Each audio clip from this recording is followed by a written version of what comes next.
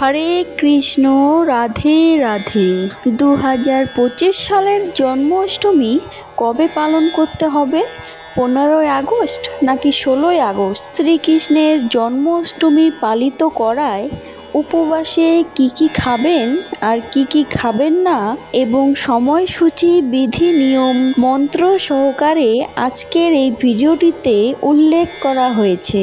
নমস্কার প্রিয় ভক্তগণ, রামধনুক ইউটিউব চ্যানেলে আপনাদের সকলকে স্বাগত জানাই। আশা করছি আজকের এই জন্মাষ্টমীর ভিডিওটি ভক্তি সহকারে সম্পূর্ণ দেখুন। আজকের এই ভিডিওটিতে শ্রীকৃষ্ণের জন্মাষ্টমী নিয়ে বিশেষ কিছু তথ্য আলোচনা করব। আপনারা অবশ্যই এই ভিডিওটি মনোযোগ সহকারে প্রথম থেকে শেষ পর্যন্ত দেখুন। রাধে রাধে। ভিডিওটি শুরু করার আগে আপনি যদি রামধনুক ইউটিউব চ্যানেলে নতুন হয়ে থাকেন তাহলে অবশ্যই সাবস্ক্রাইব করুন এবং একটি লাইক করে কমেন্ট বক্সে জয় শ্রীকৃষ্ণ রাধে রাধে লিখে যান। ভাদ্র মাসে কৃষ্ণপক্ষের অষ্টমী তিথিতেই শ্রীকৃষ্ণের জন্মাষ্টমী পালিত হয়। এই দিনে শ্রীকৃষ্ণের নারু গোপাল রূপে পুজো করা হয়। জন্মাষ্টমী পর্ব খুবই গুরুত্বপূর্ণ এক তিথি, ধুমধাম করে পালন করা হয়। বাসুদেব এবং দেবকীর অষ্টম সন্তান এবং ভগবান শ্রী বিষ্ণুর অষ্টম অবতার শ্রীকৃষ্ণ কংসের কারাগৃহে জন্মগ্রহণ করেন। ভাদ্র মাসে কৃষ্ণপক্ষে অষ্টমী তিথিতে রোহিণী নক্ষত্রে প্রতি বছর এই তিথিতে শ্রীকৃষ্ণের ছোট্ট রূপ লারু গোপালের পুজো করা হয়। জন্মাষ্টমী হলো এক অত্যন্ত গুরুত্বপূর্ণ উৎসব যা দেশ জুড়ে পালিত হয়। তবে এই জন্মাষ্টমীর আরও অন্যান্য নাম রয়েছে। সেগুলির মধ্যে হলো কৃষ্ণ অষ্টমী, গোকুল অষ্টমী, অষ্টমী রোহিণী, শ্রীকৃষ্ণ জয়ন্তী।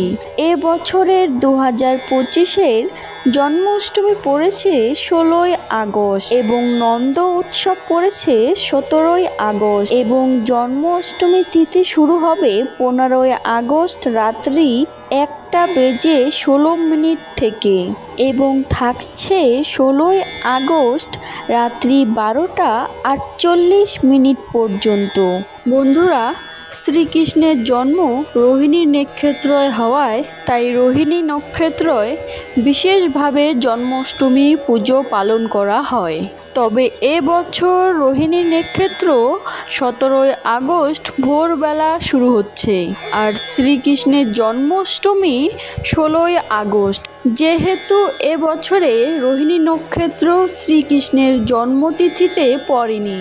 জন্মাষ্টমী ব্রতের পূজার উপকরণ: গোপালের মূর্তি, দোল বা সিংহাসন, ময়ূরের পালক, বাঁশি, করুণ মূর্তি বয়, জয়ন্তীর মালা, নতুন লাল কাপড়, তুলসী পাতা আর গয়না, মুকুট, শোষা ওড়না, গোপী, চন্দন, কুমকুম, হলুদ, অখণ্ড আতপ চাল, সপ্তধনমৌলি, তুলা, তুলসীর মালা, আবির, সপ্তম মৃত্তিকা, সুগন্ধি, কলসি, প্রদীপ, ধূপ, হলুদ পোশাক, মাখন, চিনি বা মিছরি, ছোট এলাচ, গন্ধকাঠি, কর্পূর, অভিষেকের জন্য কিশোর, নারকেল, পঞ্চামৃত, ফুল, কলাপাতা, কুশ ও দূর্বা, গঙ্গাজল,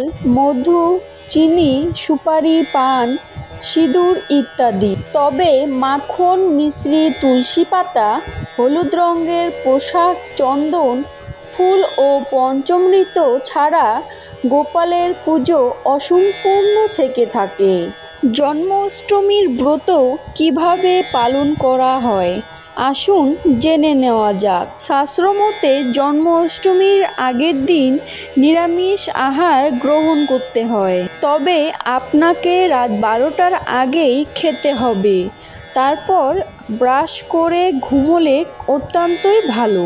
এবং জন্মাষ্টমীর দিন ভোরবেলা থেকে মধ্যরাত্রি পর্যন্ত উপবাস থেকে জাগরণ পূজা করতে হবে।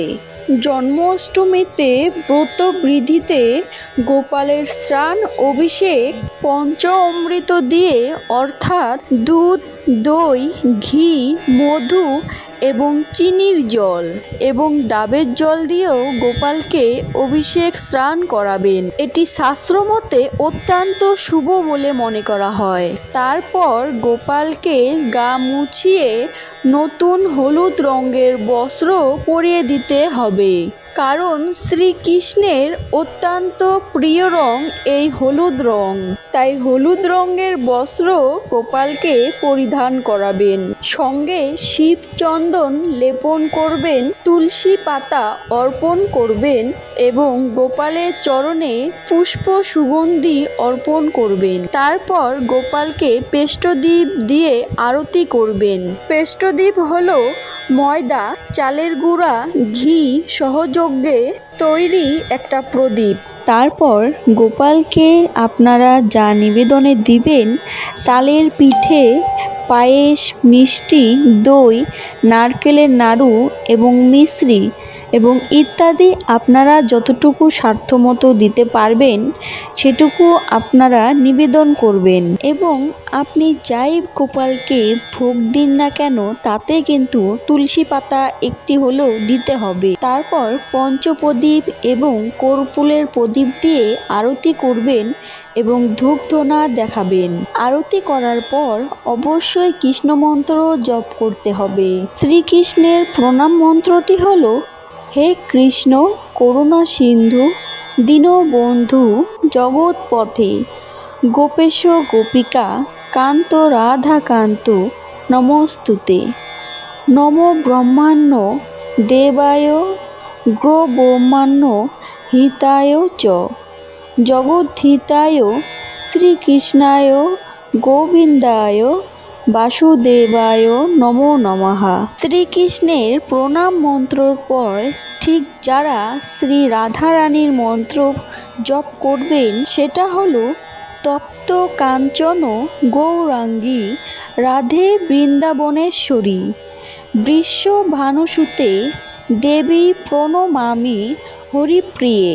তারপর আপনারা জাগরণে কৃষ্ণ নাম করুন এবং শ্রী গোপালের আরাধনা করুন। অনেকেই আছে যারা যারা অসুস্থর জন্য শ্রীকৃষ্ণের জন্মাষ্টমী তিথি পালন করতে পারছে না, তারা জন্মাষ্টমীর দিন শ্রী গোপালকে কিছু ভোগ নিবেদন করে ক্ষমা প্রাপ্তি করে দুপুরবেলা কিছু আহার গ্রহণ করতে পারবেন, যেরকম দুধ অথবা ফল।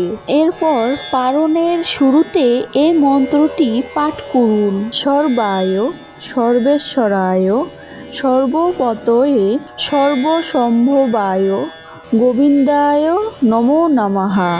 এবং পারণের শেষে এই মন্ত্রটি পাঠ করুন: ভূতায় ভূতেশ্বরায় ভূতপতয়ে ভূত সম্ভবায় গোবিন্দায় নমো নমঃ। ঠিক এইভাবে সাধারণত বাড়িতে ভোগ লাগিয়ে শ্রীকৃষ্ণের জন্ম অষ্টমী পালন করা হয় এবং যে ব্যক্তি একবার এই জন্মাষ্টমী পালন করতে পারেন তার সর্বসুখ লাভ হয়। তাহলে প্রিয় ভক্তগণ, আজকের এই ভিডিওটি এখানেই শেষ করলাম। রাধে রাধে।